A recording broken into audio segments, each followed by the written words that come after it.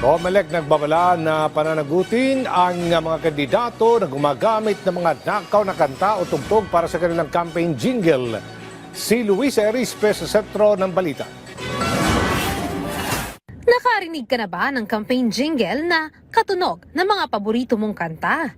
Talaga namang nakakaingganyong pakinggan at sabayan. Pero paano kapag nakaw lang pala yan? Tulad ng bandang ito na nagreklamo dahil hindi umano ipinaalam sa kanila na gagamitin ang kanta nilang Raining in Manila para sa kampanya.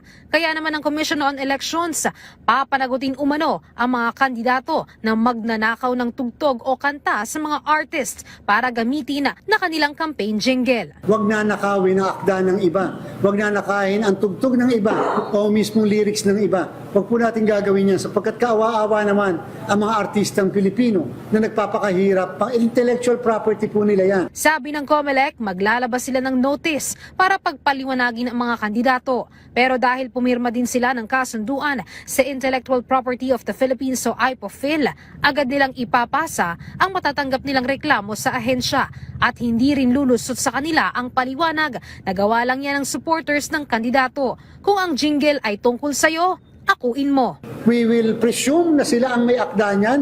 Alam nila yan, kanila yan. Then therefore, gumawa sila ng paraan. They apologize doon sa mismong may akda, sa mismong author o sa mismong composer. And at the same time, wag sila sa amin magpaliwanag doon sa IPOPHIL. Panawagan naman ng COMELEC sa bandang nagrereklamo at sa iba pang artist na mananakawan ng kanilang akda.